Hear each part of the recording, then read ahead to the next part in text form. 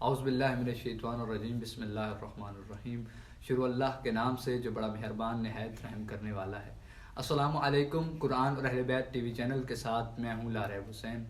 جس طرح کہ اس سیشن کی دوسری ویڈیو امامت کے موضوع پر جو ہم نے سیشن سٹارٹ کیا تھا، آج اس کی دوسری ویڈیو ہے، اور آج جو پچھلی ویڈیو ہے اس میں ہمارے معزز مہمان جناب وقاص علی نے ایک نہایت بہترین انداز سے سوال و جواب کے ذریعے امامت کیا ہے، امامت کی شرائط کیا ہیں، وہ ہم تک بیان کی، ہم تک پہنچائی، اور یقیناً آپ نے اس سے استفادہ حاصل کیا ہوگا۔ اور آج کی اس ویڈیو میں بھی ہمارے ساتھ موجود ہیں جناب وقاص علی۔ تو آج کی اس ویڈیو کا جو پہلا سوال ہے جو ہم قبلہ سے کریں گے، قبلہ بتائیے گا، ذرا واضح کیجیے گا، کل آپ نے جو بتایا ایک بہترین انداز میں ہمیں بتایا اور ہم نے یقیناً اس سے استفادہ حاصل کیا، اور آج بھی کچھ ہم سوالات لے کے آئے ہیں جو ہم قبلہ سے کریں گے، اور آپ تک قبلہ ان تعلیمات میں، اپنی تعلیمات کی روشنی میں آپ تک وہ سوال جواب پہنچائیں گے تاکہ آپ ان سے استفادہ حاصل کریں۔ تو آج کا پہلا سوال جو ہے، قبلہ کیا امت کو پیغمبر اکرم صلی اللہ علیہ وسلم کا جانشین مقرر کرنے کا حق حاصل ہے یا نہیں؟ تھوڑی سی اس کی وضاحت کیجیے گا۔ بسم اللہ الرحمن الرحیم۔ شروع اللہ کے نام سے جو نہایت رحم کرنے والا ہے۔ تمام معزز ناظرین کو السلام علیکم ورحمۃ اللہ وبرکاتہ۔ جس طرح کے بھائی نے سوال رکھا کہ کیا امت محمدیہ صلی اللہ علیہ وآلہ وسلم جو ہے وہ امام کو جو ہے وہ معین کر سکتی ہے، کیا یہ لوگوں کی ذمہ داری ہے؟ تو اس کی وضاحت میں تھوڑی سی کر دیتا ہوں۔ جی ضرور کیجیے گا۔ کہ یہ جو ایک مسئلہ آج کل عام ہے کہ جو امام بنانا جو ہے وہ لوگوں کی ذمہ داری ہے، اس میں قطعاً جس طرح کہ ہم نے پہلے جو ہے ویڈیو میں بیان کیا تھا کہ امام کے لیے کچھ نہ کچھ شرائط ہوتی ہیں، یعنی وہ شرائط جیسے کہ میں نے بتایا تھا آپ کو ویڈیو میں، وہ آپ کو یاد ہے کہ شجاعت کا ہونا، علم کا ہونا، مجسم علم کا ہونا، پرہیز اور تقوی کا ہونا، اور اس کے بعد جو ہے وہ دوسرا گناہوں سے پاک ہونا اور اخلاقی جاذبیت ہونا۔ آج ہم دیکھتے ہیں کہ اگر کوئی انسان، ہم کسی انسان کو نہیں جانتے کہ کس میں تقوی ہے، کس میں پرہیزگاری ہے، کس میں زیادہ علم ہے، کون جو ہے شجاعت میں کتنا ہے، اور کس میں اخلاقی جاذبیت کتنی ہے، یہ ہم نہیں جانتے۔ جب ہم یہ چیز نہیں جانتے تو پھر امام کی شرائط کا ہمیں نہیں پتہ یہ کس شخص میں پائی جاتی ہے۔ ہم کسی شخص کو یہ مجسم نہیں جانتے کہ اس میں یہ شرائط پائی جاتی ہیں، بے شک، تو پھر ہم کسی کو امام کیسے بنا سکتے ہیں؟ کیونکہ یہ ذمہ داری عوام کی نہیں ہے۔ پھر دوسرا ہم نے قرآن سے بیان کیا تھا کہ اللہ تعالیٰ نے حضرت ابراہیم علیہ السلام کے امتحانات لیے، امتحانات لینے کے بعد ان کو بڑی مشکل امتحانات سے نکلنے کے بعد یہ اتنا بڑا منصب ملا۔ تو جب یہ منصب ایسے عام نہیں ہے، یعنی یہ لوگ کسی کو کہہ دیں کہ یہ امام ہے، یہ نہیں ہو سکتا۔ یعنی کہ معذرت آپ کی بات کو روکا، کہ یعنی کہ خداوند متعال کی ذات جو ہے وہ انسان کے اندر خوبیاں دیکھ کر، صفات دیکھ کر انسان کو جو ہے نا وہ جانشین۔ جی بالکل اسی طرح، یعنی خداوند متعال کے علاوہ اور پیغمبر اکرم صلی اللہ علیہ وآلہ وسلم کے علاوہ کوئی ایسی ذات ہے ہی نہیں جو کسی انسان کو مکمل طور پر جانتی ہو کہ یہ کس طرح کا انسان ہے۔ آج ہم کسی کو، ہمارا کوئی قریبی دوست بھی ہوتا ہے نا، تو ہم اس کے کچھ نہ کچھ مطلب جانتے ہوتے ہیں، اس کے بارے مکمل ہم نہیں جانتے، کچھ اس کی باتیں ہم سے چھپی ہوتی ہیں۔ صرف یہ خدا کی ذات ہے، اور اس کے بعد پیغمبر اکرم صلی اللہ علیہ وآلہ وسلم کی ذات ہے جو ہر چیز کو مکمل انسان کو جانتی ہے۔ تو پھر عوام کا یہ کام امام بنانا نہیں ہے، کیونکہ آپ نے قرآن والے میں بات کر رہا تھا تو آپ نے سوال درمیان میں چھوڑا، تو میں نے قرآن سے وہ ہم نے ثابت کیا تھا کہ یہ بہت مشکل کے بعد حضرت ابراہیم علیہ السلام کو، یعنی اتنے امتحانات کے بعد اللہ نے کہا تھا انی جاعلک للناس اماما، میں تجھے لوگوں کا امام بناتا ہوں۔ تو پھر اگر انسان دنیا میں امتحانات نہیں دیتا، یعنی اتنے امتحانات سے بغیر اس کو کسی کو امامت کے عہدے پہ فائز کرتے ہیں، تو یہ انصاف نہیں ہے۔ یہ لوگوں کے دلوں سے ایک بغض کی آواز نکلتی، بغض جو ہے وہ ظاہر ہوتا ہے۔ اس لیے یہ صرف اللہ اور محمد صلی اللہ علیہ وسلم پاک پیغمبر کی ذمہ داری ہے، وہی امام بنا سکتے ہیں، اور اس کے علاوہ یہ مخلوق کو، امت محمدیہ کو امام بنانے کا حق حاصل نہیں ہے۔ ماشاءاللہ، قبلہ نے بہت ہی اچھے انداز میں ہمیں یہ بتایا کہ پیغمبر اکرم صلی اللہ علیہ وآلہ وسلم اور خدا کی ذات کے علاوہ کسی کو جانشین یا امام مقرر کرنے کا حق حاصل نہیں ہے، اور ان کے علاوہ کوئی کر بھی نہیں سکتا امت میں سے۔ تو قبلہ ایک اور سوال جو اس میں سے پیدا ہوتا ہے کہ کیا پیغمبر اکرم صلی اللہ علیہ وآلہ وسلم نے اپنا جانشین مقرر کیا تھا یا نہیں کیا تھا؟ اس بات کی تھوڑی سی وضاحت کیجیے۔ جی بالکل، جیسا کہ آپ نے سوال رکھا کہ پیغمبر اکرم صلی اللہ علیہ وآلہ وسلم نے اپنا جانشین جو ہے وہ مقرر کیا تھا یا نہیں، تو اس میں رسول خدا صلی اللہ علیہ وآلہ وسلم کی زندگی کے جو ہیں وہ دو پہلو ہیں۔ سب سے پہلے جو 13 سال ہیں وہ مکی ہیں، 13 برس وہ مکہ مدینہ میں گزارے، اور اس کے بعد 10 سال جو ہے وہ مدینہ منورہ میں گزارے۔ اور مدینہ منورہ میں جب اسلام جو شروع میں جب آپ نے مکہ میں جو ہے وہ 13 سال گزارے، تو 13 سال مکہ میں آپ نے یہی مقابلہ کیا بت پرست لوگوں کا، یعنی ادھر مشرک بہت تھے، آپ کو بس یہی مشکلات میں رہے اور ان کا مقابلہ کرتے رہے۔ اور پھر جب ہجرت کے بعد مدینہ میں آپ تشریف لے گئے تو وہاں تھوڑا تھوڑا اسلام جو ہے وہ پھیلنا شروع ہوا، لیکن پھر بھی رسول خدا صلی اللہ علیہ وسلم کو وہاں پر بھی جو ہے وہ غزوات یعنی جنگوں کا جو ہے وہ سامنا کرنا پڑا مدینہ منورہ میں بھی۔ اس میں بھی کہ ہر لمحہ میں رسول خدا صلی اللہ علیہ وسلم نے جب جنگوں پہ جاتے تھے تو آپ نے حضرت علی علیہ السلام کی فضیلت بیان کی، یعنی جن سے یہ اخذ ہوتا ہے کہ یعنی آپ نے ان کی امامت کا اعلان فرمایا، اپنے بعد جانشین کا اعلان فرمایا۔ سب سے پہلے کہ جب غزوہ تبوک پر رسول خدا صلی اللہ علیہ وسلم جا رہے تھے تو حضرت علی علیہ السلام کو مدینہ منورہ میں چھوڑ کے جا رہے تھے، یعنی اپنا جانشین کے طور پر آپ علیہ السلام کو وہ مدینہ منورہ میں چھوڑ کر جا رہے تھے۔ اور پھر اسی طرح متعدد مقامات ہیں جہاں پر رسول خدا صلی اللہ علیہ وسلم نے جو ہے وہ، میں مختصراً وضاحت کرتا ہوں کہ آپ نے حضرت علی علیہ السلام کی امامت کا جو اور جانشینی کا اعلان فرمایا، جس طرح کہ آپ دیکھتے ہیں اخوت کے دن آپ نے فرمایا علی علیہ السلام میرے بھائی ہیں، یہ بھی جانشینی کی طرف واضح ہوتا ہے۔ پھر اس دوسری جو ہے چیز وہ جب مسجد نبوی میں تمام اصحاب کے دروازے بند کروا دیے گئے، صرف ایک دروازہ علی علیہ السلام کا تھا جو مسجد نبوی میں کھل رہا تھا، تو اس سے بڑی اور کیا دلیل ہو سکتی؟ یعنی پیغمبر نے اپنی فضیلت کے بعد اگر کسی فضیلت کا حکم دیا یا حکم صادر فرمایا تو وہ علی علیہ السلام کی فضیلت تھی۔ ماشاءاللہ، ایک انہوں نے بیان کر دیا کہ پیغمبر نے اپنا جانشین مولا علی علیہ السلام کو مقرر کیا۔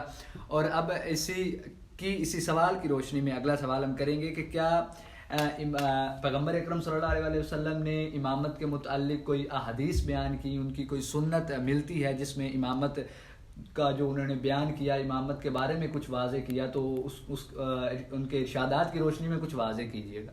جی بسم اللہ الرحمن الرحیم، جس طرح کہ آپ نے سوال رکھا کہ آیا جب کہ امت کو بھی حق نہیں ہے اور اس کے بعد جو ہے وہ دوسرا جو ہے پیغمبر نے اپنا جانشین مقرر، تو پھر یہ سوال بنتا ہے کہ آپ ایسی وضاحت کریں کہ پیغمبر نے جو ہے وہ اپنے جانشین کے بارے میں کہیں فرمایا، تو یہ ضروری بنتا ہے۔ آپ نے بہت اچھا سوال رکھا، تو میں اس کی وضاحت کر دیتا ہوں۔ سب سے پہلے جو ہے امامت کے لیے سب سے بڑی دلیل ہے وہ ہے حدیث غدیر، جو رسول خدا صلی اللہ علیہ وسلم نے اپنی زندگی کی پہلی اور آخری حج کہ آپ نے ایک ہی حج کیا تھا، وہ ادا کر کے آپ واپس آ رہے تھے تو مقام جوفہ پر جب پہنچے تو اس وقت اللہ کی طرف سے جو آیت بلغ نازل ہوئی، تو اس وقت رسول خدا صلی اللہ علیہ وسلم نے جو اصحاب آگے چلے گئے تھے ان کو واپس بلایا، اور جو پیچھے تھے ان کا انتظار کیا گیا۔ سب کو جب اکٹھا کیا گیا تو پھر رسول نے جو ہے وہ پلانوں کا ممبر بنایا۔ یہاں پہ روایات میں ہے کہ 4 اونٹوں کا جو ہے وہ پلان اتارے گئے اور اس کا ممبر بنایا گیا، اور جب ممبر بنایا گیا تو پھر رسول خدا صلی اللہ علیہ وسلم نے جب ممبر بنایا تو پھر آپ علیہ السلام اس ممبر پر تشریف لائے۔ جب تشریف لائے تو آپ علیہ السلام نے خطبہ ارشاد فرمایا جس میں کافی باتیں ہوئیں، پھر آپ علیہ السلام نے علی علیہ السلام کی طرف جو ہے وہ دیکھا۔ ماشاءاللہ قبلہ، آپ ایک اس میں چھوٹی سی بات کی وضاحت کر دیجیے گا کہ صحاب سے پوچھا یہ کہ کیا تمہاری جانوں پر میں حق رکھتا ہوں یا نہیں، اس بات کی تھوڑی سی وضاحت کر دیجیے۔ جی میں وہ اس کی طرف جا رہا تھا کہ یعنی اصحاب سے پیغمبر نے یہاں جب ممبر پہ تشریف لائے تو اس میں ایک طویل خطبہ ہے، کیونکہ ابھی وقت کی قلت سے آپ کے کیونکہ مختصر جواب ہم نے دینا تھا کہ لوگوں تک وہ پہنچے، اس لیے میں وہ جو شارٹ کر رہا ہوں کہ پیغمبر اکرم صلی اللہ علیہ وسلم جب ممبر پہ آئے تو ایک طویل خطبہ دیا جس میں آپ نے فضائل بیان کیے، پھر نماز روزہ سب کچھ بیان کیا، اور یہ بھی بتایا کہ میں چند دن کے بعد جو ہے آپ سے جو ہے وہ ظاہری پردہ کر جاؤں گا۔ تو وہاں پہ رسول خدا نے تمام اصحاب سے پہلے پوچھا ہے کیا میں آپ کی جانوں پر آپ سے زیادہ حق رکھتا ہوں؟ تو اس وقت اصحاب نے کہا جی آپ ہماری جانوں پر جو ہے وہ حق رکھتے ہیں۔ جب یہ بات منوائی تو پھر آپ علیہ السلام نے فرمایا کہ میں آپ کے درمیان 2 چیزیں چھوڑ کر جا رہا ہوں، ایک ہے ثقل اکبر اور دوسری ہے ثقل اصغر۔ انہوں نے مجمع نے کہا کہ وہ ضرور ہمیں بتائے وہ کیا، تو آپ علیہ السلام نے فرمایا جو ثقیل اکبر ہے یعنی ثقل اکبر ہے وہ ہے قرآن مجید، اور دوسری جو ثقل اصغر ہے وہ ہے میری اہل بیت۔ جب یہ بات کی پہلے اصحاب سے منوایا ہے، پھر آپ نے مجمع میں نظر دوڑائی اور علی علیہ السلام کو بلایا، علی علیہ السلام کو ممبر پہ بلا کے آپ علیہ السلام کا بازو بلند کیا اور کہا من کنت مولاہ فہذا علی المولا، جس کا میں مولا اس کا علی مولا. یعنی پہلے وہ بات منوائی ہے کہ میں آپ کی جانوں پر جو ہے وہ حق رکھتا ہوں یا نہیں. صاحب نے مانا.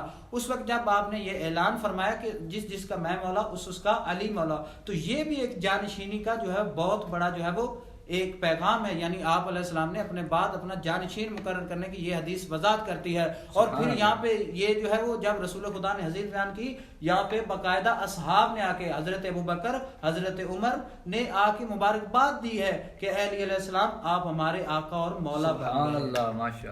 اور اسی طرح پھر دوسری حدیث جو ہے حدیث منزلت جسے کہا جاتا ہے, یعنی یہ حضرت موسیٰ علیہ السلام جب کوہ طور پر جاتے تھے, یہ اہل تسنن کی کتب میں بھی یہ حدیث نقل ہوئی کہ 40 دن کے بعد آپ کی جانشینی جو ہارون کی جو ہے وہ اس کا گفتگو ہوا.